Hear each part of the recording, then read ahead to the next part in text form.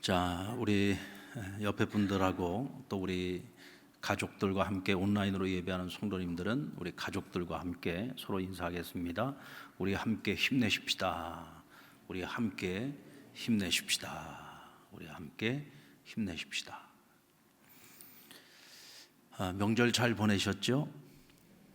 네, 이번에는 우리 부모님들 찾아뵈야 되는데 이 코로나 때문에 찾아뵙지 못해서 또 마음이 불편한 우리 자녀들도 있을 것이고 또 기다리는 자녀들을 코로나 때문에 만나지 못하고 볼 수 없어서 야, 이게 못 보고 끝내는 거 아닌가 이런 걱정하시는 부모님들도 어쩌면 계실런지도 모르겠습니다. 참 코로나가 우리에게 가져온 아픔이라고 할 수 있겠는데 어쨌든 잘 추석을 잘 보내고 또 코로나가 확산되는 국면이 없었으면 좋겠습니다. 이를 위해서 기도해 주시면 감사하겠습니다. 늘 걱정이 많던 사람이 하루는 친구에게 이런 말을 했습니다. 친구야, 나 이제 아무 걱정 없이 살게 됐어. 어떻게? 나를 대신해서 걱정해 줄 사람을 구했거든. 다달이 150만 원씩 주고 그 사람이 날 대신해서 걱정해 주기로 했어. 그러니까 친구가 가만히 듣고 있다가 야, 근데 그 매달 150만 원씩 주려면 그게 걱정이네. 그러니까 이 친구 말이 그 걱정은 내가 할 게 아니지. 걱정해 줘야 되는 그 친구가 그 사람이 걱정해 줘야지 라고 얘기를 했답니다. 엉뚱기발한 생각 아닙니까? 내 걱정을 누군가가 대신해 주면 내가 걱정으로부터 자유로워질 수 있다. 과연 그럴까요? 이게 생각만큼 그렇게 될 수만 있다면은 어쩌면 그것도 괜찮은 방법일 것 같아요. 어느 외국 회사에서는요, 걱정하는 시간이 따로 있답니다. 그러니까 온 임직원들이 우리가 이 시간에는 걱정을 한다. 그러나 걱정하는 시간 외의 모든 시간은 우리가 걱정하지 말고 자기가 맡은 일에 전념을 다하자. 이렇게 걱정하는 시간을 딱 정해놓고 걱정을 하는데 이게 말이 될까 싶은데요. 의외로 실질적으로 굉장히 효과가 좋았다는 거예요. 자, 이런 이야기들을 가만히 생각을 해보면 왜 이런 이야기가 나올까? 근데 그만큼 우리가 살아가면서 이 근심과 걱정이라는 것이 우리에게 굉장히 힘들고 어려운 문제라는 거죠. 돈을 주고서라도 이 문제를 해결할 수 있다면 기꺼이 지불하겠다는 겁니다. 그런데 여러분, 누가 나를 대신해서 걱정을 대신해 준다고 해서 과연 내 걱정이 줄어들까요? 아마도 그런 일은 없을 겁니다. 내가 걱정하는 거, 근심하는 문제를 정말 100% 내가 해결해 줄게. 나는 해결해 줄 만한 능력이 있어. 그런 사람이 정말로 기꺼이 내 근심을 다 맡아주겠다고 한다면 그러면 또 이야기가 좀 달라질 수 있겠죠. 그런데 여러분 주변을 한번 돌아보십시오. 과연 그럴 만한 사람이 있는지. 요한복음 14장 1절 말씀, 너희는 마음에 근심하지 말라. 하나님을 믿으니 또 나를 믿으라. 이 말씀은 예수님께서 이제 십자가를 지시기 전에 제자들에게 하신 말씀입니다. 이제 곧 이별해야 된다. 나 아버지께로 가야 돼. 이 말을 듣는 제자들이요, 막 얼굴에 막 근심하고 걱정하는 모습이 막 나타나는 거예요. 왜? 아직 아무것도 이루어 놓은 것이 없는 것 같은데 예수님이 우리 곁을 떠난다는 거예요. 우리 이제 어떻게 살아야지 되나? 온갖 생각이 들지 않겠습니까? 근심하고 걱정하는 그 제자들을 보고 주님께서 말씀하십니다. 얘들아, 근심하지 말아라. 너희들 하나님 믿지? 그럼 나도 믿어야 돼. 너희들 하나님의 말씀을 믿지? 하나님 약속의 말씀 믿잖아. 그러면 내가 너희에게 이제부터 해주는 이 약속의 말을 너희가 믿어야 된다. 너희가 나를 믿고 내가 너희에게 전해주는 이 약속의 말씀을 너희가 믿으면 너희가 마음의 평안을 얻을 수 있어. 근데 오늘 이 말씀을요, 사도 바울은 빌립보서 4장 6절로 7절에서 좀 더 구체적으로 풀어서 설명을 해줍니다. 우리가 어떻게 예수님을 믿어야 되고 예수님을 믿으면 어떻게 우리가 평안을 얻을 수 있는지 볼까요? 아무것도 염려하지 말고 다만 모든 일에 기도와 간구로 너희 구할 것을 감사함으로 하나님께 아뢰라. 그리하면 모든 지각에 뛰어나신 하나님이 그 하나님의 평강이 예수 그리스도 안에서 너희의 마음과 생각을 지킬 것이다 그랬어요. 그러니까 우리에게 근심 염려거리가 있으면 이거를 누구한테 맡겨야 돼요? 예수님께 맡겨야 돼요. 하나님께 맡겨야 되고. 어떻게 맡기느냐? 기도와 간구로. 이미 다 이루어진 것으로 믿고 감사함으로 하나님께 맡기라는 거예요. 그러면 하나님의 평강이 너희의 마음과 생각을 지킬 것이다. 그 근심으로부터 너희가 자유로울 수 있게 만드시겠다는 거죠. 어쨌든 성경은 우리에게 분명히 말씀합니다. 너희가 하나님의 자녀라면, 하나님께 속한 자라면, 그리스도인이라면 너희는 근심하지 말고 살아야 된다라고 말씀하세요. 근데 오늘 우리가 하지 말아야 될 이 근심이 뭐냐? 오늘 본문의 말씀에 보면은 사도 바울이 이렇게 표현하고 있습니다. 우리 고린도후서 7장 10절 말씀을 다시 한번 읽겠습니다. 시작. 하나님의 뜻대로 하는 근심은 후회할 것 없는 구원에 이르게 하는 회개를 이루는 것이요, 세상 근심은 사망을 이루는 것이니라. 자, 세상 근심은 무엇을 이룬다고요?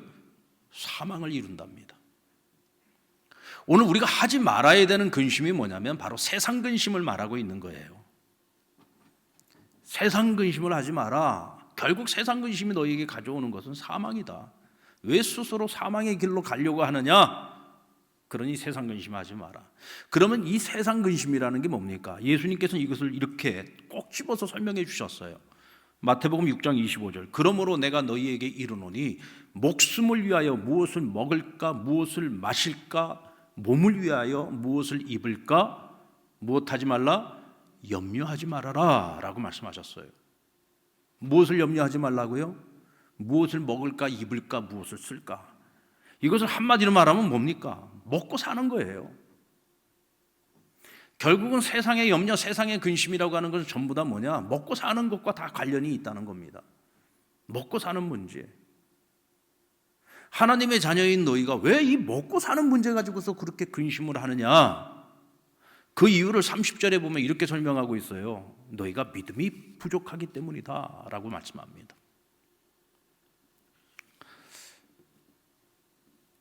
하나님께서 너희 아버지신데, 전능하신 하나님이신데, 이 온 세상의 주인 되시는 하나님이신데, 그 하나님께서 당신의 자녀들을 먹고 사는 문제 하나 해결하지 못할까 봐 그렇게 먹고 사는 문제 가지고 걱정과 염려가 많은가? 근데 여러분, 먹고 사는 것 갖고 걱정이 있어요, 없어요? 먹고 사는 것 갖고 걱정이 있죠. 왜 걱정이 없겠습니까? 당장에 오늘 돈이 있어야지 먹고 사는데요. 당장에 돈이 있어야 애들 공부도 시키고요. 뭐 필요한 것들이 얼마나 많습니까? 염려하지 마라, 근심하지 말라 그래서 하나님께서 하늘에서 갑자기 뭘 뚝 떨어뜨려 주신다는 얘기는 아닙니다. 너희가 열심히 일하고 열심히 노력하고 열심히 수고하면 하나님께서 너희가 먹을 거, 입을 거, 쓸 거, 필요한 것들 채워주시겠다는 거예요.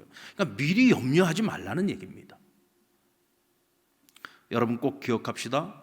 하나님의 자녀들, 하나님의 사람들은 어떤 상황 속에서도 먹고 사는 거 가지고는 근심하지 말자고요. 아멘. 그건 하나님께 맡겨야지.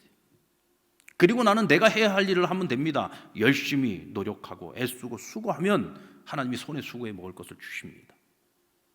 자, 그런데 오늘 반면에 오늘 사도 바울은 우리에게 너희가 해야 할 근심이 있다고 말합니다.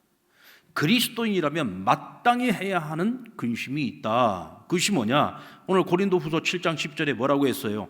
하나님의 뜻대로 하는 근심은 후회할 것이 없는 구원에 이르게 하는 회개를 이루는 것이다 그랬어요.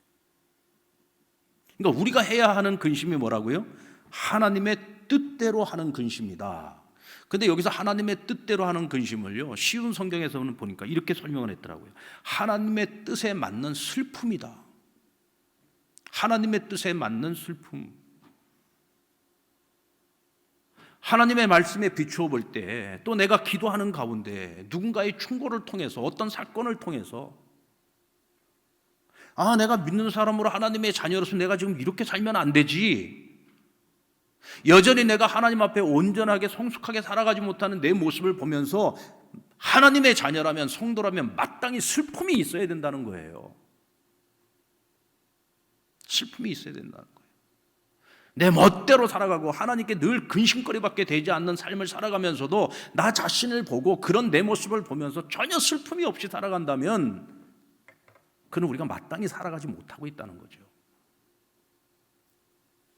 바울은 고린도 교회를 보면서 그런 슬픔을 가졌어요. 그리스도의 피값 위에 세워진 교회였습니다. 바울이요, 마치 엄마가 어린아이에게 젖을 먹이듯이 그렇게 사랑으로 섬겨서 세운 교회였습니다. 자신의 모든 것을 다 쏟아부어가지고 사랑하고 섬기고 가르치고 양육했던 교회였어요.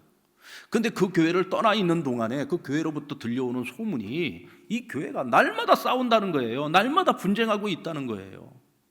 뭐 내 은사가 네 은사보다 더 낫다 그러면서 서로 자기가 잘났다고 영적 교만에 빠져가지고 싸우고 있다는 거예요. 뭐 맨날 먹는 문제 가지고 싸우고 부활 논쟁 가지고 싸우고, 심지어는 거짓 교사들이 들어와서 바울이 진짜냐 가짜냐, 바울의 사도권 문제를 가지고 또 시끄럽게 만들고, 또 그런 사람들이 새치혈을 가지고 바울과 교회를 막 이간질시키고 있는데 성도들이 거기에 또 흔들려 가지고 요동을 하고 있다는 그런 소식을 들은 거예요.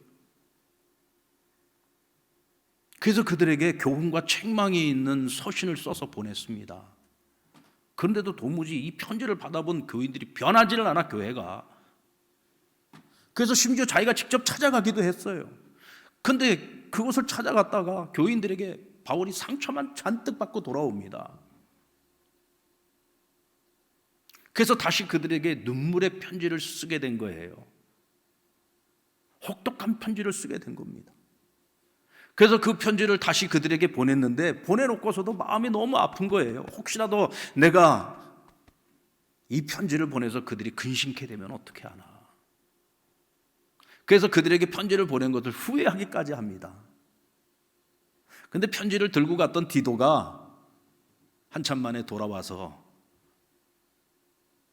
그들의 근심을, 바울의 근심을 불식시키는 기쁜 소식을 전해줍니다.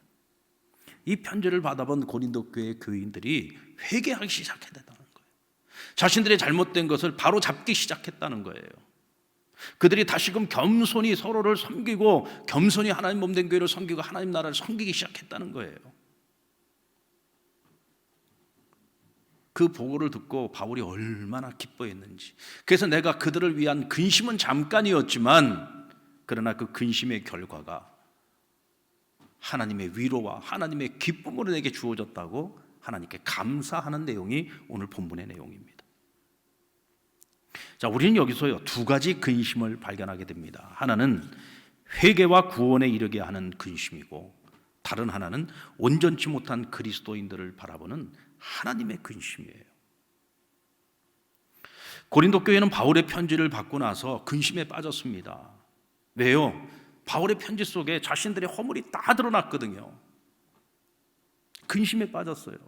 우리가 지금까지 잘못 믿었구나, 잘못 살아왔구나. 그러면서 그들이 회개를 하기 시작합니다. 그리고 그 회개가 그들에게 구원을 가져왔다고 오늘 말씀하고 있죠. 자, 이런 근심을 우리는 무슨 근심이라고 말하냐면 살리는 근심이라고 말합니다. 그렇죠? 영혼을 살리는 겁니다. 그의 인생, 그들의 삶, 모든 것을 살리는 근심인 거죠. 이거는 그리스도인으로서 마땅히 해야 되는 근심인 거죠. 다윗이 밧세바와 간음죄를 저질렀습니다. 그리고 그 남편도 사지로 몰아넣고 다 죽이지 않았습니까? 그는 완전 범죄라고 생각했어요. 하나님 다 보고 계셨습니다. 나단 선지자를 보내가지고 책망하잖아요. 그때 여러분 다윗이 근심하기 시작했어요.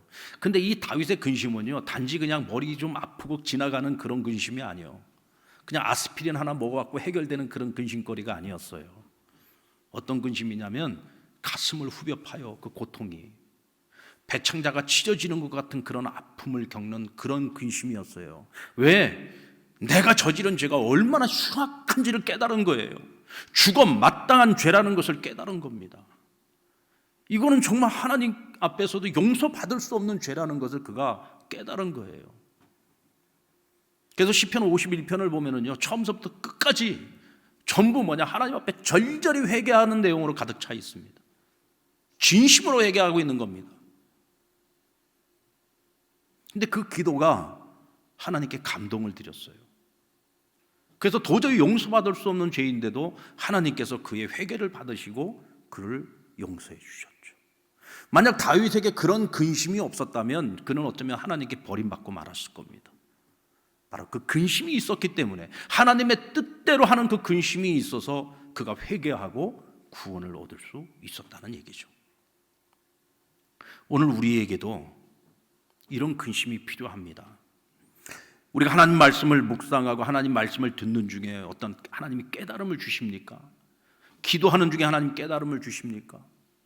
어떤 사건을 통해서 절대로 그 깨달음을 여러분 그냥 흘려보내지 마세요. 무시하지 마세요. 그래서 하나님께서 나에게 근심을 하라고 주신 거예요. 그러면 근심해야지 돼요. 그리고 나를 그 말씀 앞에서 점검해 봐야 되고, 기도 중에 점검해 봐야 되고, 그 사건 속에서 점검해 봐야 되는 거예요. 생각을 해야 되는 거예요. 그리고 바로 잡아야 될 것이 있다면 하나님 앞에 진정 어린 회개를 통해서 바로 잡아야 되는 거죠. 그것이 뭐냐? 나를 살리는 근심인 겁니다. 그리고 또 하나는 하나님의 근심이에요. 근데 오늘 이 하나님의 근심하는 마음을 바울이 보여주고 있어요. 고린도 교회를 보면서 하나님이 근심하는 거예요. 왜 저렇게밖에 못 살지? 내가 저들을 구원하시기 위해서 내 독생자까지 희생했는데, 내가 저들을 어떻게 사랑했는데 왜 저들이 저렇게밖에 못 사는 거야? 하나님 근심하는 거죠. 바울이 그 마음을 가지고 편지를 썼어요. 슬퍼하며 편지를 쓴 겁니다.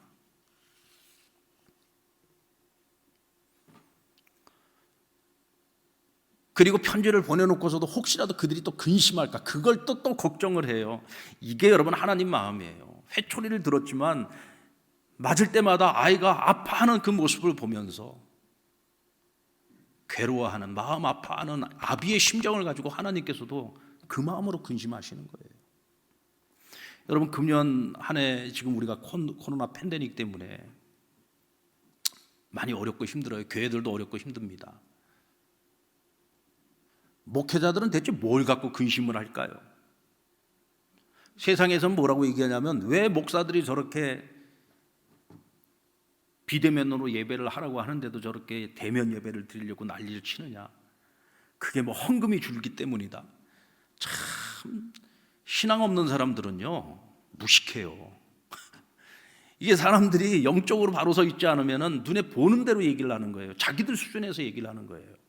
여러분, 헌금이 좀 줄면요 나중에 또 하나님 채워주시고, 하나님은 교회인데 하나님 책임져 주시지 않겠습니까? 우리가 고민하고 걱정하는 건 그런 걸 걱정하는 게 아니에요. 뭘 걱정하느냐? 그래도 신앙의 뿌리가 깊고 믿음이 견고히 서 있는 성도들은 어떤 시련이 오고 어떤 환난이 찾아와도요 그걸 능히 이겨낼 수 있는 그 믿음의 능력이 있어요. 오히려 위기가 찾아오면 그 위기 때문에 더 믿음이 단단해져요. 견고해집니다. 오히려 성숙의 기회가 돼요. 그러나 신앙생활 한 지 얼마 되지 않은 아직 아장아장 걸어가는 어린아이 같은 신앙을 가지고 있는 성도들이 많이 있지 않습니까? 아직 신앙의 깊은 뿌리가 박히지 않은 성도들이 있어요. 이제 막 시작하는 성도들이 있단 말이에요. 지금 열심히 가르치고 양육을 해도 믿음이 바로 서기가 어려운데, 이렇게 코로나가 와서 만나지도 못하고 가르치지도 못하고 훈련도 못하고 그러다 보니 크고 작은 시련 앞에서 혹이라도 그들이 믿음을 잃어버리지 않을까, 그게 걱정인 거죠. 그런데 이것이 목사들만의 고민이겠습니까? 우리 성도들 가운데에서는 잃어버린 영혼을 위해서 땀 흘리는 성도들이 있잖아요. 저 열심히 전도해서 한 영혼이라도 구원해 보려고 먹이고 입혀가면서, 그렇게 사랑으로 섬겨가면서, 그래서 어떻게 해서든지 교회 뜰을 한번 밝게 만들고, 저 예배 드릴 때도 옆에서 혹시라도 오늘 예배 드리면서 은혜 받아야 되는데 혹이라도 상처받으면 안 되는데 참 마음 졸이면서 기도하면서 그렇게 섬기잖아요. 그렇게 해서 간신히 이제 믿음의 첫 출발을 시작하려고 하는데, 이렇게 코로나 때문에 아무것도 못하면서 혹시라도 저들이 또 믿음의 시험에 빠지지 않을까, 그런 거를 걱정하고 염려하면서 기도하는 성도들이 있단 말이죠. 저는 이것이 바울의 마음이고 이것이 하나님의 근심이라고 저는 생각을 합니다. 이게 하나님의 근심인 거예요. 오늘 이 땅의 그리스도인들이 하나님의 교회가 근심하고 걱정해야 되는 거 봐, 이런 근심입니다. 이게 하나님의 근심인 거죠. 이게 살리는 근심이고요. 우리를 성장하게 만들고 성숙하게 만드는 근심이다. 이런 근심은 우리가 성령의 사람이라는 증거가 되죠. 로마서 8장 26절, 이와 같이 성령도 우리의 연약함을 도우시나니 우리는 마땅히 기도할 바를 알지 못하나 오직 성령이 말할 수 없는 탄식으로 우리를 위하여 친히 간구하시느니라 그랬어요. 성령님이 우리 안에 계시기 때문에 우리 안에 죄를 보고 탄식하시는 거예요. 하나님 앞에서 온전하게 살아가지 못하는 우리의 모습을 보고 우리의 연약함을 보고 탄식하시는 거예요. 그래서 우리가 깨닫지요. 생각하게 되죠. 근심하게 되죠. 아, 우리가 이렇게 살면 안 되는데, 아, 오늘 하나님 말씀을 들어보니까 내가 지금까지 잘못 살아왔어. 이런 깨달음이 막 주어지잖아요. 뭔가 마음에 확 찔려오는 것들이 있잖아요. 이건 뭐냐? 성령이 탄식하고 있는 거예요. 그런데 그 순간에 그것을 흘려보내면 안 되고 그때부터 우리는 근심을 해야 돼요. 그때부터 생각에 들어가야 된단 말이죠. 대체 무엇이 문제인가? 그러면 성령이 우리의 연약함을 도와주신다고 했어요.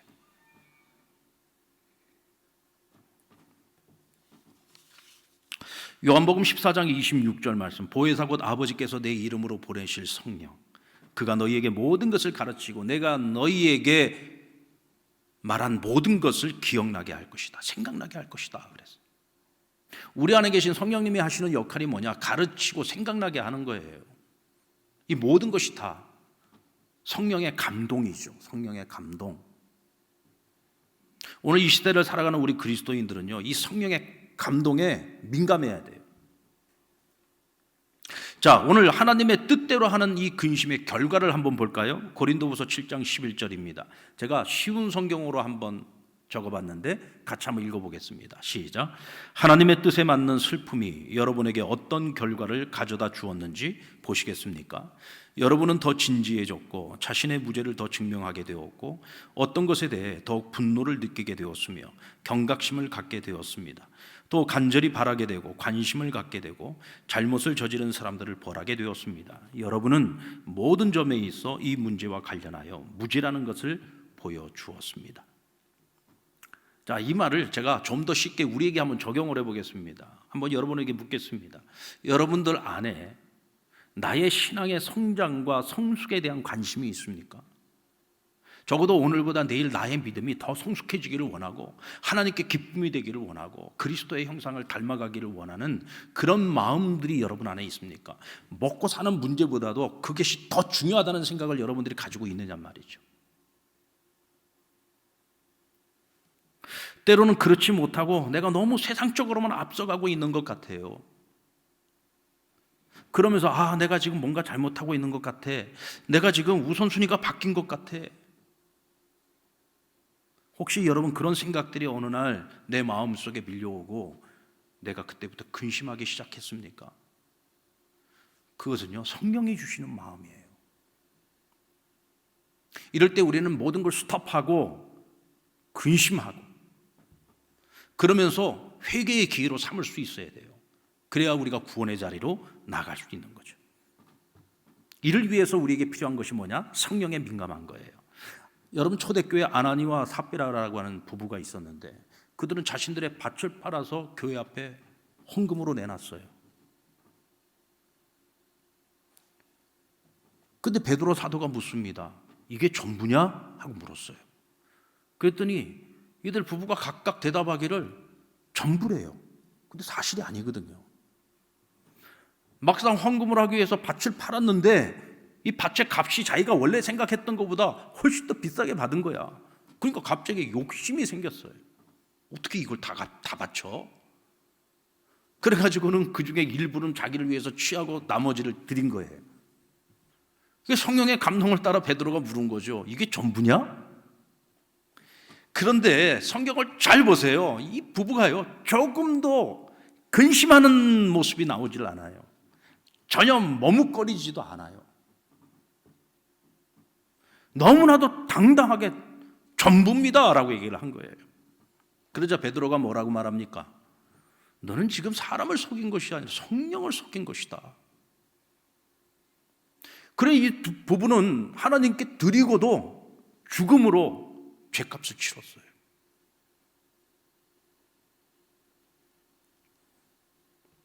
이 부부의 문제가 뭘까요? 만약 이들의 마음속에 거짓을 말하면서도 전혀 양심에 꺼리낌이 없었고 아무런 근심도 없었다면 그들은 성령의 사람이 아닌 거죠. 성령님이 계시는데 어떻게 그렇게 전혀 머뭇거림도 없이 그렇게 거짓을 말할 수 있겠습니까? 그들의 마음속에 찔림이 있었고 이거는 아닌데 라는 마음이 한순간이라도 들었다면 그들은 성령의 사람일 겁니다. 그런데 그들이 거짓을 말했어요. 주저하지 않고 그것은 성령의 감동을 무시한 겁니다. 성령을 기만한 거죠. 그 죄값으로 하나님이 죽음으로 물으신 거예요. 그것은 초대교회에게 어쩌면 하나님이 하나님의 믿음의 본보기로 보여주신 사건이라고 말할 수 있을 겁니다. 여러분, 성령에 민감하다라고 하는 것을 어떻게 이해를 해야 됩니까? 막 성령 충만해가지고 막 성령의 은사가 막 임해가지고 방언을 말하고 막 통변을 말하고 예언을 하고 이게 성령에 민감한 겁니까? 아니요. 성령에 민감하다라고 하는 것은 뭐냐면 성령님이 내 안에서 나에게 주시는 생각에 내가 긍정적으로 응답하는 거예요. 성령이 주시는 생각을 그냥 흘려보내는 게 아니라 성령이 주시는 생각을 붙들고 내가 근심하고 그래서 그 성령이 주시는 음성에 대해서 내가 긍정적으로 대답하는 것, 이것이 성령에 민감한 거예요. 오늘 이 시대에 저와 여러분에게 필요한 것이 바로 이 성령의 민감함입니다. 우리가 민감하지 못하고 둔해지게 되면은 우린 영적으로 병에 걸리게 돼요. 나중에는 돌이킬 수 없는 지경까지 갈 수 있다는 사실을 기억해야 됩니다.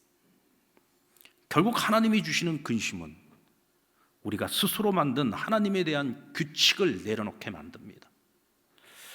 김병년 목사님의 저서 바람 불어도 좋아라는 책이 있는데 이 책에 보면 이런 글이 나옵니다.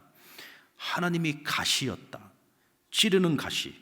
신앙이 성숙하려면 자신에게 실망하고 사람에게 실망하고 마지막으로는 하나님께 실망해야 한다지만 하나님이 가시가 되어 찌르는 그 아픔은 육체의 고통보다 더 고통스럽다.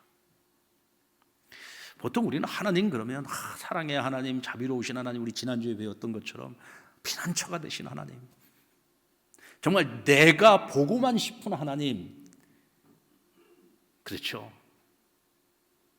내가 원하는 하나님.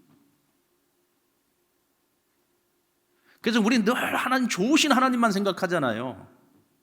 근데 오늘 이 목사님은 하나님이 찌르는 가시래요. 하나님의 가시가 나를 찔러서 내 몸에서, 내 인생에서 피가 철철 흐르게 만든다는 거예요. 그러면서 그가 하나님께 당한 일을 이렇게 적고 있습니다. 뇌경색에 이어서 아내의 다리마저 화상으로 잃어버렸을 때 늦은 밤 병원 안 성당으로 찾아가서 고래고래 소리를 질렀다. 나 좀 그만 때려. 내가 뭘 그렇게 잘못했는데 하라는 대로 다 했잖아. 그래서 내가 개척 안 한다고 했잖아. 에이씨. 누구한테? 하나님한테. 목사가. 왜요? 너무 괴로우니까. 너무 고통스러우니까. 대체 내가 뭘 잘못했는데, 뭐 잘못한 것이 좀 분명하게 보이면 모르겠는데 내가 뭘 잘못했는데, 하라는 대로 다 했는데 왜 나를 이렇게 힘들게 하냐고. 이렇게 하나님께 대들었다는 거예요. 예전에 나를 부드럽게 대하시는 하나님께 늘 익숙했던 나. 그런데 고통 중에 성경은 내게 거친 하나님의 사랑을 가르쳐 주었다는 거예요. 뾰족한 가시가 되어 다가오시는 하나님의 찌르심에 내 안에 검은 피가 빠져나가는 것을 그때 나는 몰랐다. 아프다고 악다구니만 쳤지 그것이 내 속의 어둠을 드러내고 몰아내는 수술이자 치료라는 사실을 나중에야 알았다. 내 안에 죽은 피가 생명의 피로 수혈을 받고 있었다. 고통으로 말미암는 죽음이 가져오는 선물, 그것은 나의 깨어짐이라고 말합니다. 죽고 싶을 만큼의 고통, 하나님의 가시가 나를 찌를 때 그 고통 속에서 결국 나는 깨어졌다. 그리고 여기서 말하는 나의 깨어짐이라고 하는 것이 뭘까요? 대체 그 고통 속에서 내가 뭐가 깨진 거예요? 바로 그 규칙이 깨진 겁니다. 하나님에 대하여 내가 원하는 규칙이에요. 그건 하나님의 규칙이 아니야. 하나님이 만드신 규칙이 아니라 내가 만들어 놓은 규칙이에요. 하나님은 언제나 나에게는 이런 분이어야만 돼 라고 하는, 언제나 하나님은 나에게는 사랑의 하나님이어야 되고, 내가 뭘 잘못해도 그냥 다 눈 감고 넘어가 주시는 하나님, 그저 이해심과 자비스러우심이 충만하신 하나님, 그냥 뭐든지 좋기만 하시는 하나님, 내가 뭘 하든지 다 형통하게만 해주시는 하나님, 내 머릿속에 내 마음과 내 영혼, 내 인생 가운데 하나님은 이런 분이셔야만 된다라고 딱 규정을 지어놓은 거죠. 이게 내가 정해놓은 규칙이에요.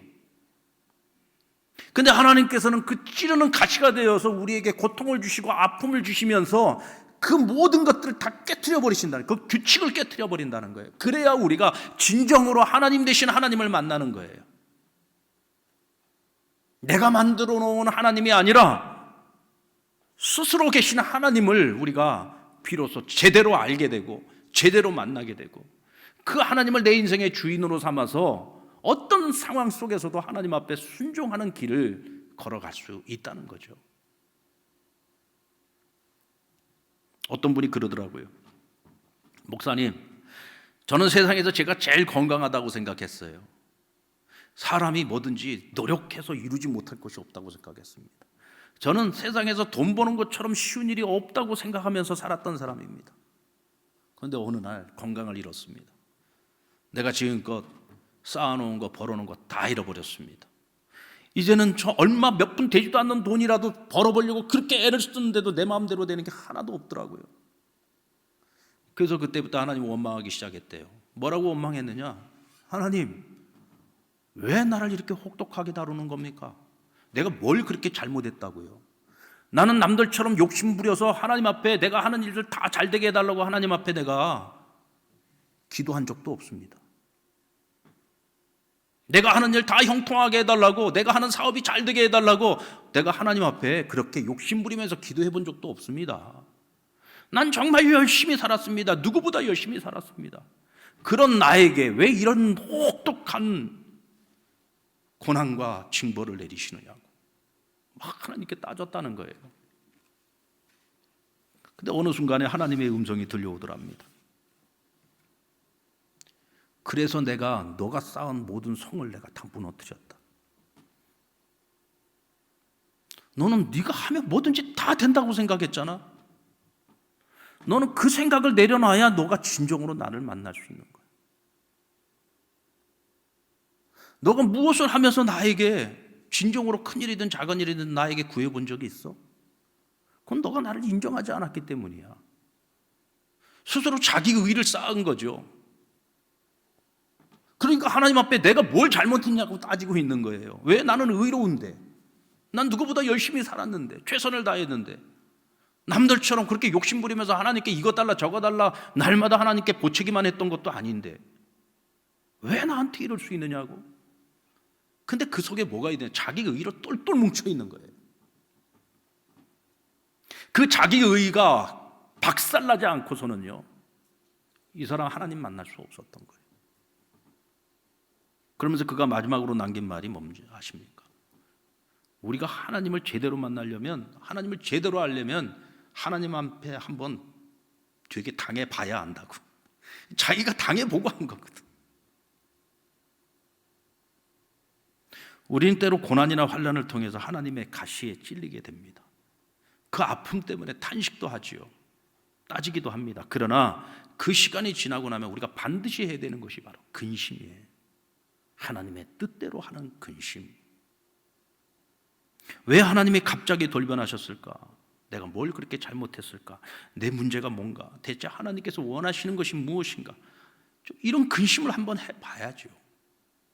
이 단계에서부터 성령님이 우리를 만지시고 우리를 다루어 가시기 시작하시는 겁니다. 다윗은 시편 119편 71절에서 고난당하는 것이 내게 유익이라고 했어요. 이로 말미암아 내가 주의 율례를 배우게 되었다. 고난을 통해서 내 껍데기가 다 깨지고 나니까 비로소 하나님이 보이더라는 거죠. 하나님을 제대로 알겠더라는 것입니다. 여러분, 하나님 앞에서의 근심은요, 우리를 성숙하게 만듭니다. 결국 하나님이 우리를 성숙하게 만드는 교육 과정이 근심케 하는 거예요. 근데 이 근심이 뭐냐면 하나님의 뜻대로 하는 근심이라는 겁니다. 여러분, 앞으로 우리가 지금 겪고 있는 이 재난의 시기, 코로나 바이러스의 이 시기, 팬데믹의 시대가 언제쯤 끝날까? 혹시 여러분도 언제 끝나는 줄 아시는 분 계십니까? 저는 나름대로 지금 그 디데이를 정해놨어요. 언제냐? 내년 연말. 목사가 이거 추석 지나고 모여갖고 예배 드리는데 이렇게 우리를 절망에 빠지게 만들 수가 있나? 무슨 내년 연말까지? 이건 제 생각이에요. 제 생각은 그래요. 한 내년 연말쯤 되면 뭔가 좀 종식이라는 말이 좀 나오지 않을까? 제가 이 말씀을 드리는 이유는 너무 성급하게 생각하지 말자는 거예요. 장기적으로 보고 우리가 대비해야 된다는 얘기입니다.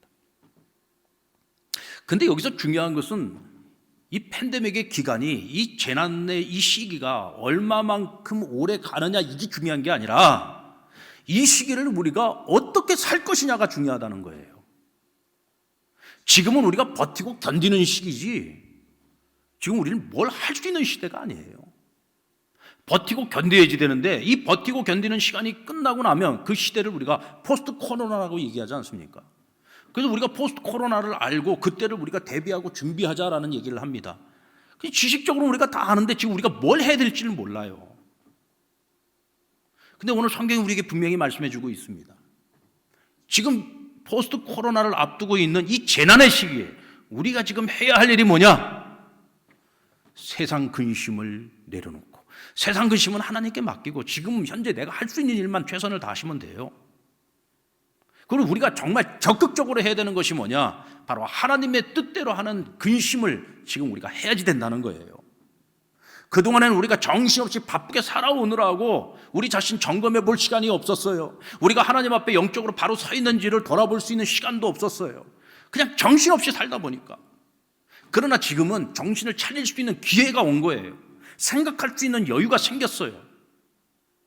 내가 스스로 나 자신을 돌아볼 수 있는 시간이 생겼단 말이에요. 지금 이때야말로 우리가 하나님의 뜻대로 하는 근심을 해야 될 때라는 거죠. 여러분, 포스트 코로나 시대가 오면은요, 이 세상에 오는 위기 가운데 가장 큰 위기가 뭘 거라고 생각하십니까?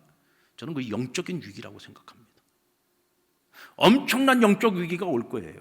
포스트 코로나 시대 한국 교회는 엄청난 영적 위기 앞에 서게 될 것입니다. 그런데 그 위기가 아니라 우리에게 기회가 되도록 만들려면 어떻게 해야 되느냐? 지금 우리가 하나님 뜻대로 하는 이 근심을 통해서 잃어버렸던 거룩함을 회복해야 되고 성결함을 회복해야지 되고 영적인 파워를 길러야 되는 거예요, 지금. 아멘입니까? 그러면 어떤 포스트 코로나가 온다고 할지라도 우리는 그걸 능히 이겨낼 수 있어요.